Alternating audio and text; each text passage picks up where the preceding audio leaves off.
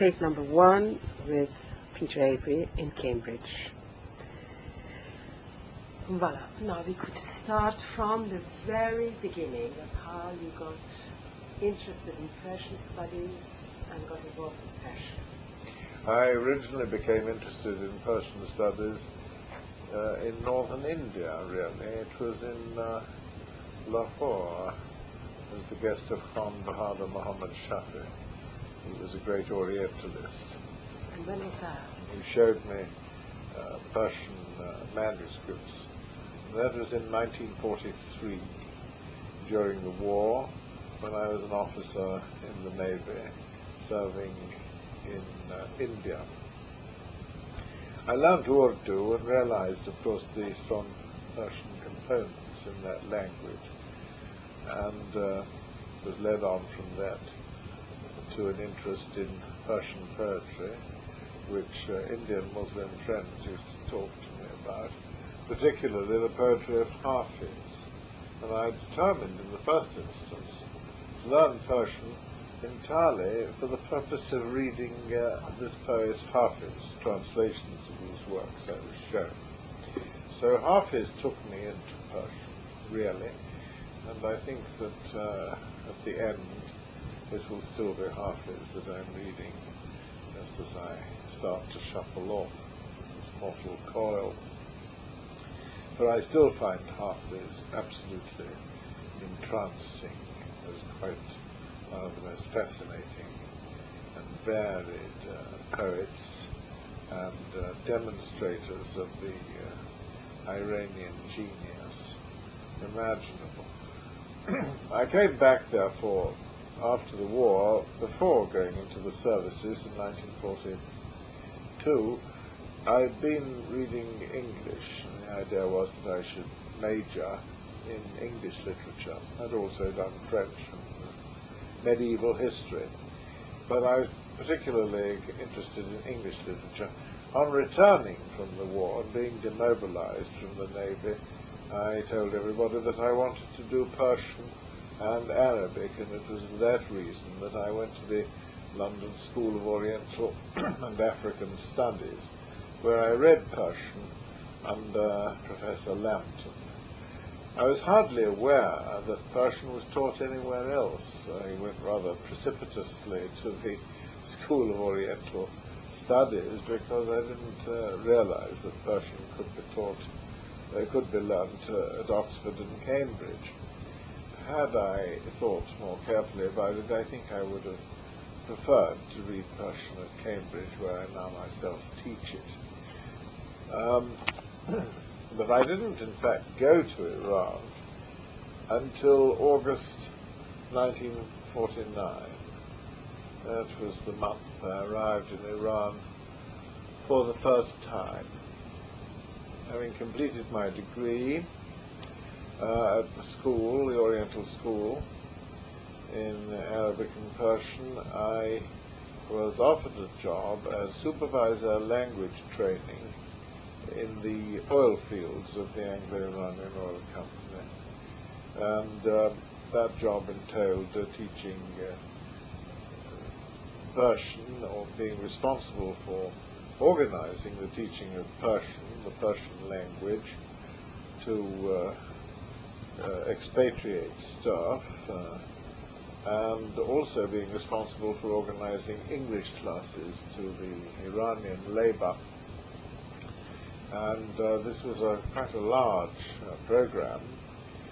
I was also responsible for educational liaison between the company and the local Iranian government educational authorities for the schools which were operated in the various oil producing areas in the oil fields of southern Iran. And I arrived at Abadan, the big refinery town, which received the oil from these fields for refining and export. One afternoon in August 1949, I can't remember the precise date, but I do remember is stepping out of the aeroplane into an oven-like atmosphere of great heat. And I've always been fond of dry heat, so I was quite exhilarated by this great heat.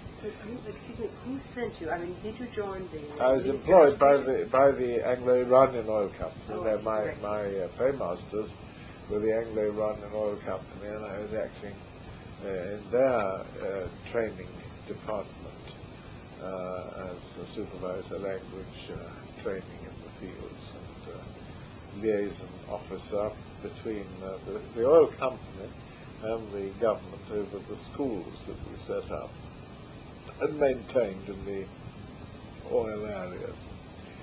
And this was a very exciting life, because it did at least get me to Iran, the country, as it were, of my dreams, and I found it very enjoyable being in the oil fields. I was extremely glad not to be in Abadan, which was a kind of, to my way of looking at it, industrial encampment, whereas the oil fields were much more, if you like, romantic, topographically much more interesting, in the foothills of the Zagros Mountains, in Bakhtiari country, and I occasionally used to go down to Khorramshahr and to Ahwaz at weekends, but the weekends I really remember most happily were the weekends I spent in the ancient city of Shusha, where we used to go and stay with some Iranians who became friends of mine, and where, among other things, I used to shoot in the lush, rather jungly fields around this ancient city of Shusha, which in itself, for anybody interested in Islam and in the history of Iran and of Islam, was a fascinatingly historical city with exciting water mills cut in the rocks, where the river Karun debouched from the Zagros Mountains onto the coastal plain, and of course provided a force of water which was extremely useful for harnessing for the purpose of operating mills. And but I began to get rather frustrated after about 6 months, because I could see no chance of being permitted to go elsewhere in Iran. I was extremely anxious to visit cities like Isfahan and, of course, Tehran, the capital. My chance, however, came. Happily, I was asked to act as the guide and interpreter for one of the oil company's training managers, who came out from the United Kingdom, and take him to Isfahan and to Tehran. Which I was able to do, and in Tehran I was able to meet صادق Hidayat, صادق چوبک, بزرگ and a number of other of the contemporary literati of Iran, whose works I greatly admired, and who indeed, the three names in particular which I've just mentioned, comprised the major contributors to modern Iranian literature of this century. And I spent a great deal of time with these men in the week or so that I was in Tehran. The training manager from London, whose job accompanying whom was my task, was extremely indulgent in allowing me time off to associate with these literary men, and it was there that I also became acquainted with Mr. Iran Parast in his bookshop, Kitab Khane Danish, in Khiyaban Saadi. And it was in fact in that bookshop that I first set eyes on صادق Hidayat. It was a very peculiar coincidence, really, that that morning I'd asked friends of mine in the oil company, one of whom was Sadiq Chubak, who was working in the oil company, the other was Hassan Razavi, whether they could arrange for me to meet Sadiq. And they said yes, they would arrange it that very evening, for they saw him every evening. I then left them quite early in the morning and went across to Sadi, to Iran Paras Kitapane Danesh, and asked him for editions of Hidayat's writings. And he whispered to me, he said, would you like to meet the man himself? I said, oh yes, I am meeting him, said I, rather presumptuously. I said, oh yes, that's all taken care of, I'm meeting him tonight, I said. But he said, you could meet him now if you liked. And I glanced towards the back of the shop, and there was a man in a trilby hat pulled over one eye, large spectacles, looking at the books on the shelves. And I said, is that he? He said, yes, that's Sadek Hidayat. And Sadek Hidayat and I began a conversation then, which went on in... no, my Persian wasn't good enough. I used to talk, in those days, I talked with him partly in Persian, partly in French. He didn't know English. It was mainly in Persian, but we helped each other out with French words and expressions from time to time, because of course his foreign language, as was generally the case with cosmopolitan, educated Iranians of his generation, his other language was French. And I remember we kept on going, he walking backwards, or I walking backwards, as the case might be, round and round the book stacks in this long, narrow shop, talking about everything imaginable, Virginia Woolf and all kinds of, but the modern novel, Proust, and I suddenly stopped and said, but I'm amazed that you and I should be able to talk like this on first meeting. Within a matter of seconds, we should begin this conversation and go on as we are doing. It is astonishing to me, I said, because we both come from such radically different backgrounds.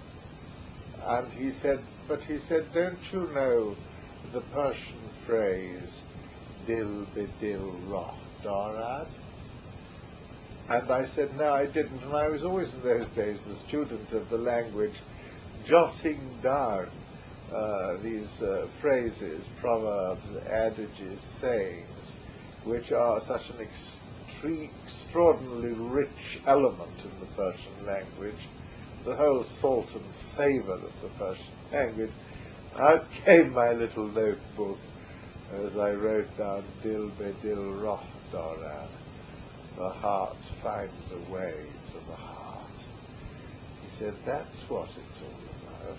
That's why we can talk to each other as we are doing.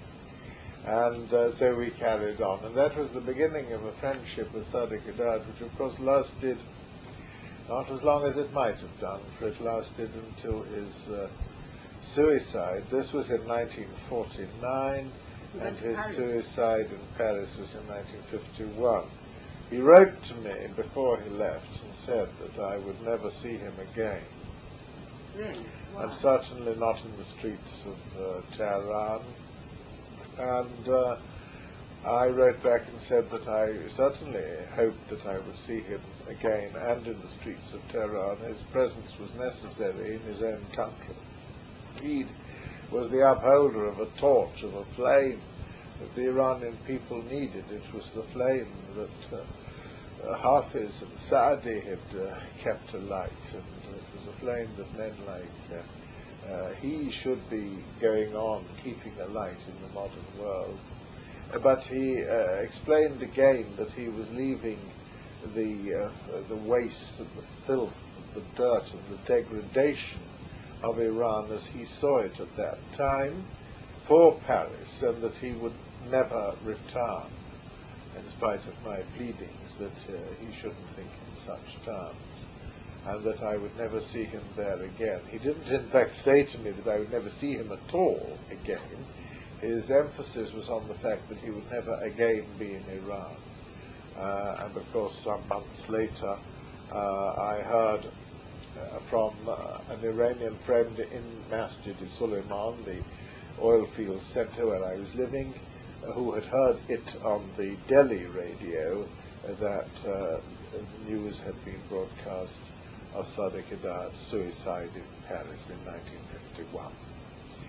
I very much regret not having been able to keep the letter. It got lost in the travels, the subsequent travels I made. This extraordinary letter he wrote to me about his determination to leave Iran and to leave what he described as in cherki ha, the pasti ha inja, these this dirtiness and this degradation that is here. This was the vein in which he wrote an extremely bitter letter, written, I may say, just after the assassination of Razam Ara, who was a military officer who had been Prime Minister of the country for a short while and who was suddenly assassinated. And I think this assassination signaled to a man of صادق Hidayat's acute sensitivity and awareness of Iranian history and life and conditions, signaled to him a sense that the rest was going to be decline and despair somehow. Razamara was his kinsman by marriage, and in spite of what others might argue, I'm quite certain that صادق Hidayat was in fact in sympathy with some of General Razamara's ideas and ideals. Did it emerge why Razamara was assassinated and who did it? Did it ever come to light? No, it didn't. Of course, there were many rumors that I was the recipient of, along with other people who were in touch or part of the intellectual and literary scene. Many suspicions about the people who actually manipulated the Fedayeen Islam member of the Islamic Crusaders who actually shot him. But why would they do that? I mean, was it on, for instance, later on when they assassinated, I don't know, 12 years later, Mansour, they said ostensibly because the price of petrol suddenly had doubled. But I mean, was there any measure that Razamara had brought on? Oh, it's particularly, yes, he was, of course, considered too likely to compromise with the British over the oil negotiations. You see, this was at the time he was going when I think all the supplemental oil agreement was being negotiated, when an attempt was being made to revise the price structure and royalty payments on the southern oil, which was in those days being exploited by the Anglo-Iranian Oil Company, a British concern.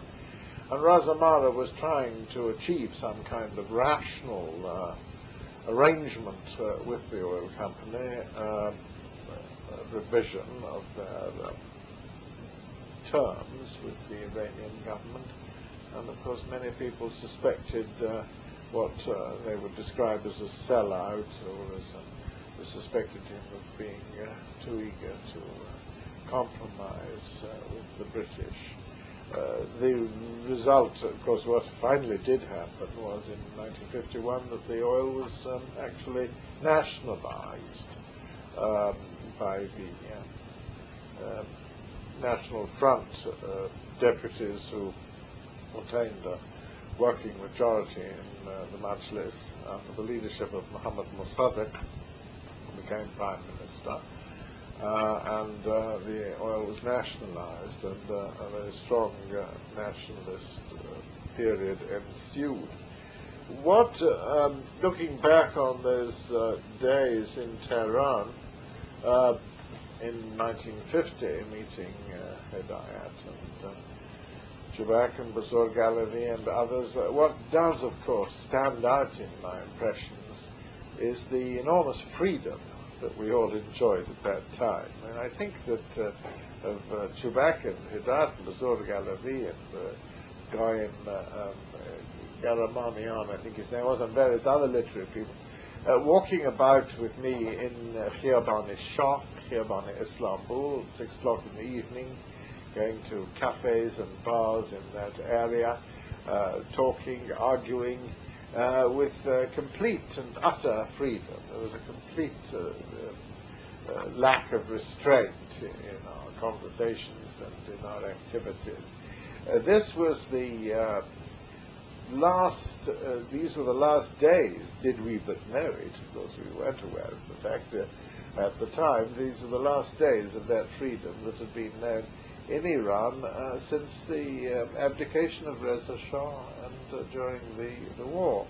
The freedom of newspapers, of political expression and so on, to a very high degree for a country like Iran. Well, I would love to actually dwell on that for a little while because of its implication for what comes later. When you went to Tehran finally to interpret for this high-ranking official, you had already read some of the writings of these people and got in touch with them. Yes, just straightforwardly got in touch with them. Yes, that's right. That's all. Yes. And there was, as you say, a tremendous literary and journalistic activity at the time. Tremendous. It was the beginning of a kind of free democratic society. That's right. Which a lot of people today say, if it had continued that trend, it would have been a very healthy development. I mean, that's what the Shah desired, which was for Iran to become like a sort of Western democracy, would have been achieved. Whereas the clampdown that came later, as a result of all the chaos that ensued, halt that process and frustrated the intellectuals, and to a larger degree contributed to the developments afterwards. Yes. What do you think about the whole of that era? Well, at that time, the actual freedom was remarkable. Of course, there was a great deal of anxiety on the part of people like صادق Hidayat about the state of society. He insisted on taking me himself to southern Tehran to see people who were living like troglodytes in old hovels and old brickworks and so on, living in the underground and so on, in conditions of appalling poverty. He said it was very important. I remember his putting it like this. He said, you as an Orientalist and a student of Iran and of Iranian literature, this too, he said, this too, in ham, juzve, ta'lim u tarbiyat shama ba'd basha, this too must be part of your education, to see the squalor and filth in which so many of us have to live, the awful poverty of southern Tehran. But this was not being paraded to me as something especially Iranian. This was poverty, of which there is a great deal all over the world. And we could discuss it and the iniquity of it quite openly without suddenly being arrested for criticizing any particular government or other. So that there was a considerable amount of political freedom. We also could go into cafes and have conversations and so on without having to glance over our shoulders to see whether the other table behind us was full of informants or not. Which were the cafes that were frequented by I can't remember their names. It was mostly on Avenue Shah and Istanbul, particularly Shah, around about the crossroads where Lal-e-Zar is crossed by, or was crossed, James by Nadiri in Islamabad, and down to Maidan-e Mukhbir-e-Saltaneh on the one side, and Firdowsi, Khiyabani Firdowsi on the other. That's where we used to walk, and Lal-e-Zar too was one of the areas. But it was mostly in that area of Nadiri Shah where the cafes were. The bistro was one place I remember we went to. It's called the bistro. And but of course Tehran changed completely. All that kind of character sort of characteristic of finding a kind of coziness, a kind of urban coziness in certain favourite haunts, certain favourite restaurants.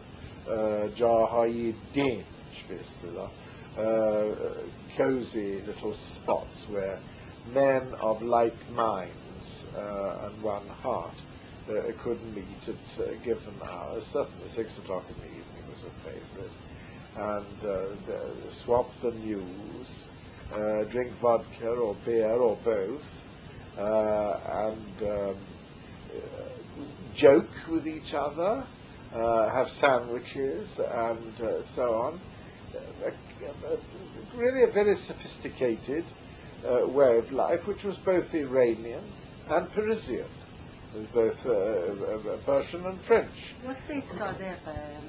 Said صادق was not a member of that, but Said صادق Gohari. He was a friend, but he was one of those whom we went to see in their houses. Some of us were those who went onto the streets at night, in the early part of the evening, and visited the bars and restaurants. Çkíde always, Chوبک invariably, Bzorg often. And then the question would arise as to whose house we went to for dinner. Hidayat himself would pose the question. Now, tonight, to whose house are we going for dinner? Or he'd say, what has so-and-so, what have you got for dinner? Or what has so-and-so got for dinner? And, of course, it was a tacit, the arrangement, there wasn't a roster arrangement. I mean, it was always really planned that the dinner would be at such and such a person's house, because the dinners when you arrived there were always obviously very carefully prepared, dinners that had been cooking for many hours and been long in their preparation, because they were generally delicious meals. Now, people like Said Sadek Goharin and others were the sort one visited in their houses. They didn't meet so much in the streets. One would go to the house of so-and-so, perhaps after a meal one would go on to a meeting, because of course Iranian society was always, and I hope, presume still is, a collection of dore, of circles, you see, and this was really a circle that I was in with these men. And what was the name of the politician who started the Toilers Party about that time? You know, a new political party is being made, and I remember meeting I became quite friendly with the leader of the Toilers Party, the Hezbe Kargeran. What was the name of that politician who came from Kerman originally? He was one of the interesting people I met. Well, to go back to what we called for the time being the Parisian circle, like Hedayat and Chوبک and Bzorg. Now, wasn't Bzorg one of the old Tudeh party? Yes, he'd been in, that's right. And he'd been in jail. He'd been in jail, yes. And generally the whole, it seems to me that at the time, all of these people were sympathetic, or what we would call fellow travelers with the Tudeh party, weren't they? I hardly think so. I never believed that صادق Hidayat, for example, was sympathetic to the Tudeh, because I don't think صادق Hidayat was ever a communist.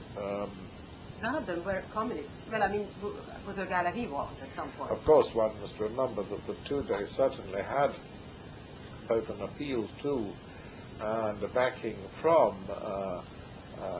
good minds and intellects, because the evidence of the Mardum Tudeh Party newspaper points in that direction. Some of the best Persian language, best Persian writing of modern times is in that paper, and of course the highest quality of journalism in modern Iran is manifested by that newspaper. There are some very good minds operating.